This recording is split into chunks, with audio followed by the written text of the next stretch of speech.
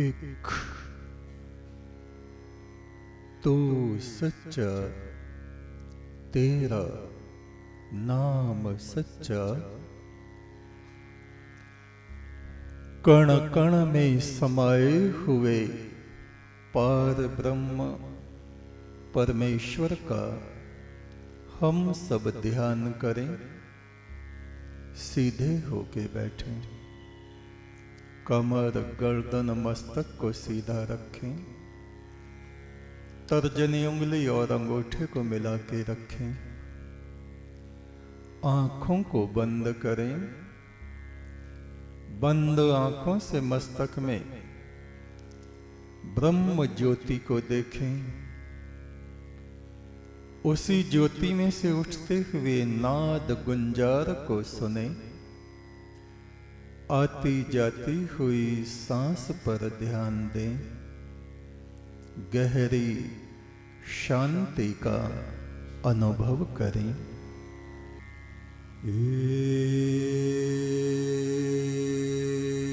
एक तू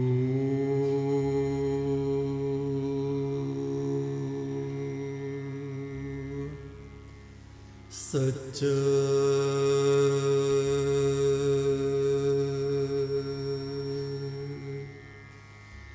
तेरा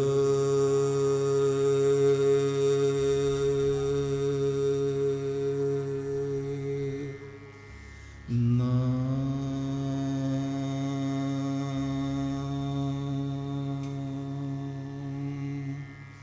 सच्चा,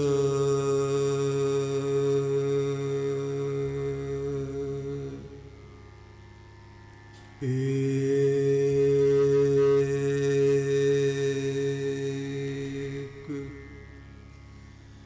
तू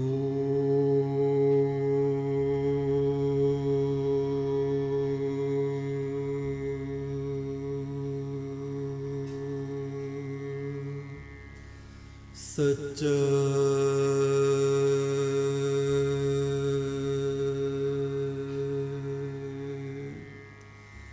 तेरा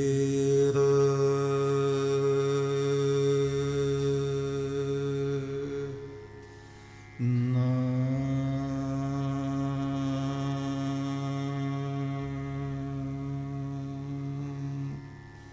सच्चा,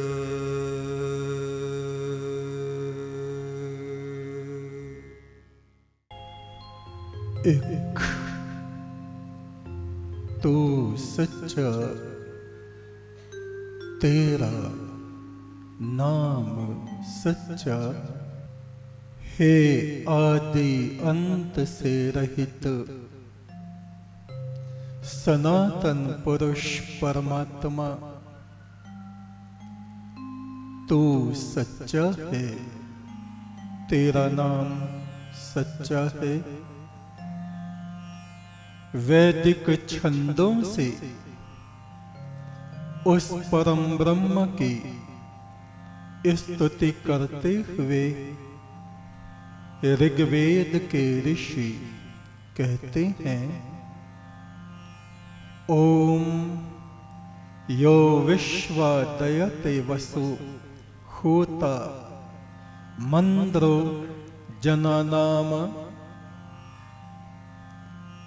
जो प्रभु जगत को सब कुछ देता है, उसे हम लोग भला क्या दे सकते हैं। मधोन पात्र प्रथमान्य इस्मै प्रस्तोम यंत्व शनये।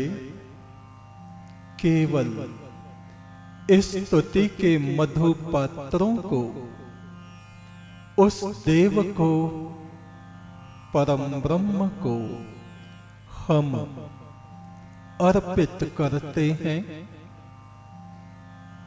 अपनी भक्ति, अपनी श्रद्धा उस ज्योति पुरुष परमात्मा को अर्पित करते हैं।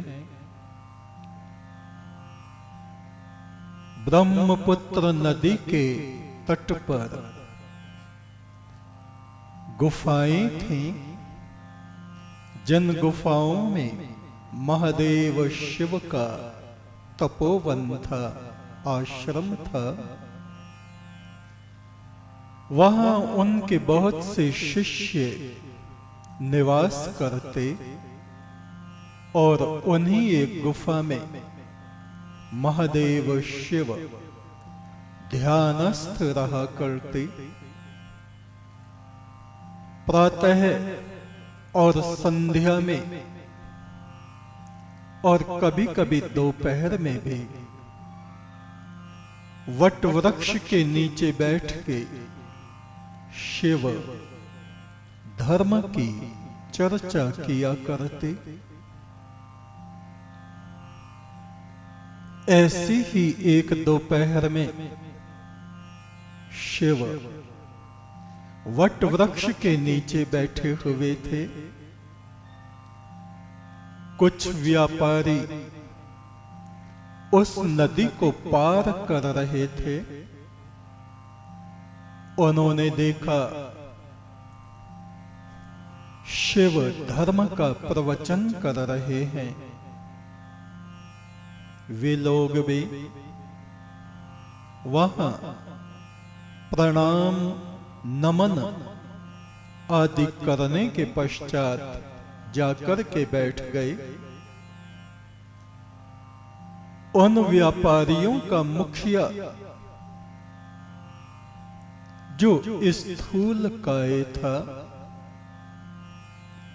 एक वृक्ष से लगा हुआ आराम से बैठा बचनों को सुनता था और धीरे धीरे उसको नींद आने लगी। शिव कह रहे थे, इस जीव आत्मा में 5 प्रकार की वेदनाएं होती हैं। रूप वेदना, जो कि नेत्रों के द्वारा हम जगत के सौंदर्य को या सुंदर व्यक्तियों को देखते हैं, उनके प्रति जो हमारा आकर्षण हो जाता है, उनके प्रेम पाश में हम बंध जाते हैं और उस तृष्णा में बंधा हुआ मनुष्य न मालूम कितने समय तक कष्ट और वेदनाओं से छटपटाता रहता है। जीव आत्माओं में दूसरी वेदना रस वेदना है। जो लोग खाने पीने के बड़े शौकीन होते हैं, दिन में बार बार खाते रहते हैं, उनका शरीर विकृत होता चला जाता है। उनकी सुंदरता धीरे धीरे नष्ट होती चली जाती है। वे खाने पीने में इतने मगन रहते हैं, उन्हें अपने शरीर का तनिक भी ख्याल नहीं रहता। यहां तक कि वे बीमार पड़ जाते हैं। अधिक खाने से, बार बार खाने से अनेक बीमारियां हो जाती हैं। आलस उनको घेर लेता है। फिर शिव ने उस सोते हुए व्यापारी की तरफ इशारा किया। चाहे कोई धर्म सभा में भी बैठा है, खूब खा पी कर बैठा है, आलस उसको घेर लेता है। चाहे वो देवताओं की सभा में है, चाहे ऋषियों की सभा में है, या किसी भी परिषद में बैठा है, लोग बार बार उसकी तरफ को देखते हैं, मन ही मन हंसते रहते हैं, उसका उपहास उड़ाते हैं। अधिक खाने वाला व्यक्ति पेटू कहलाता है। शिव ये वचन कह ही रहे थे, वो झटके से जाग गया, आंखें उसकी खुल गईं। शिव मुस्कुराए, कहा, हे आर्य, अधिक खाने की अपनी आदत को कम कर दो। अधिक खाने वाला व्यक्ति बार बार खाता है, वमन कर देता है, उल्टी कर देता है, यहां तक कि अपने वस्त्र भी उससे संभाले नहीं जाते। उस व्यापारी को अपनी भूल का एहसास हुआ। उसके संग उसका रसोइया भी था। उस व्यापारी ने अपने रसोइये को कहा, देखो, जब भी मैं भोजन करने के लिए बैठूं, शिव का ये वचन मुझको हमेशा कहते रहना। आज जो वचन शिव ने कहा है। इतना कह के प्रणाम करके वो व्यापारी दल वहां से चला गया। अब नंदी ने अपने तपोवन में रहने वाले एक दूसरे गण को, सेवक को शिव के सन्मुख किया। कहा, प्रभु, ये दुर्भाषी गण है। ये बार बार मुझसे बहुत से प्रश्न पूछता रहता है। इसकी वाणी सदा कटु बनी रहती है। जिससे भी बोलता है, कोई भी इसके बोलने को पसंद नहीं करता। इसका स्वभाव, इसकी वाणी बहुत अधिक रूखी, कटु और कुटिलता से भरी रहती है। महादेव इस दुर्भाषी गण को एक स्वप्न बार बार दिखाई देता है और ये बहुत बार मुझसे पूछ चुका है, इस सपने का मतलब क्या है। मैंने कहा, तुम ये बातें गुरुदेव से, शिव से क्यों नहीं कहते? वो हम सबके विधाता हैं, वे सर्वज्ञ हैं। मैं यदि तुम्हारी बातों का, प्रश्नों का उत्तर दूं तो मुझको दोष लगता है। गुरु के विराजमान होते शिष्य यदि स्वयं को ज्ञानी बनता है तो उसको महान दोष लगता है। हे महादेव, आप इसकी बात सुने। आपसे बात करते हुए ये झिझकता है। नंदी ने कहा, दुर्भाषी, अपनी बात कहो। उसने शिव के चरणों में प्रणाम किया और कहा, प्रभु, एक सपना मुझे बार बार आता है। क्या? मैं नरक की ज्वालाओं के बीच खड़ा हुआ हूं। एक दुख चक्र मेरे सिर पर घूम रहा है और मेरे चारों तरफ भयंकर शक्लों वाली चुड़ैल जैसी प्रेतात्माएं शोर मचाती रहती हैं। हे देव, मेरा मन बड़ा अशांत रहता है, मैं क्या करूं? शिव थोड़े समय के लिए मौन हुए। कहा, दुर्भाषी, पिछले जन्मों में तुम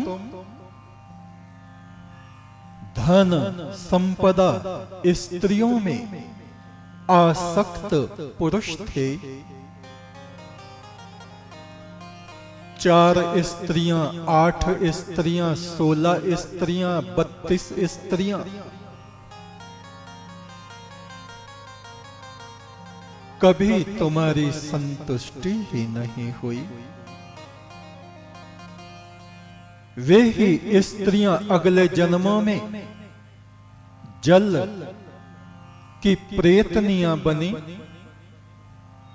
और तुमको खींच के जल प्रांत में ले गईं। तुम्हारी धन तृष्णा वो भी अकथनीय है। और संपदा, और संपदा, और संपदा, कितनी ही धन संपदा तुम्हारे पास हो गई,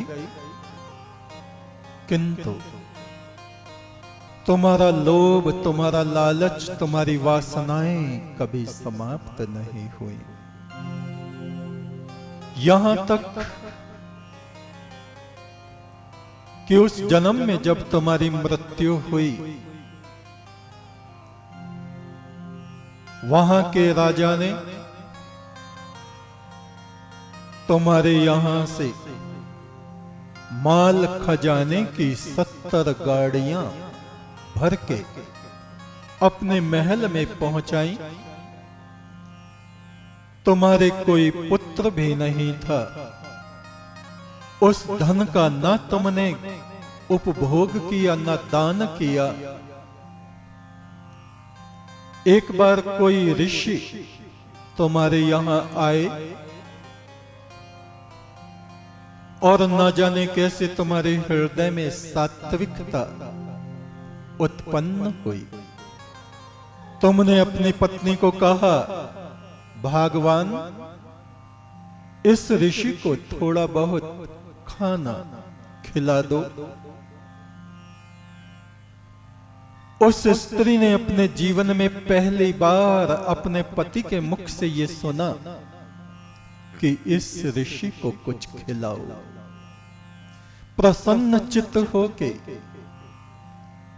उस स्त्री ने घर में जो भी अच्छे अच्छे खाने की वस्तुएं थीं, थाल में सजा के उस ऋषि के आगे रखी। और तभी तुम बाहर से घूमते हुए आए और तरह तरह के खाने के पदार्थ तुमने उस साधु के आगे रखे देखे।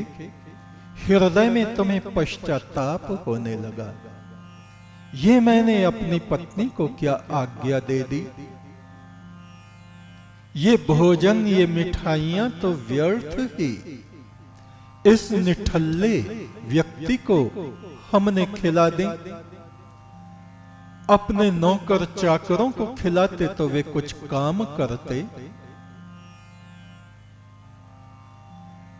शिव ने कहा, हे दुर्भाषी, उस सत्य आत्मा वाले ऋषि को बिना मन के ही किया हुआ तुम्हारा ये दान इतना फलीभूत हुआ कि इस जन्म में तुम शिव गणों के बीच में स्थित हो। शिव जैसे गुरु के दर्शन तुमको प्राप्त हैं, किंतु पिछले जो तुम्हारे पाप कर्म हैं, उस कारण से वे पाप कर्म स्वप्न अवस्था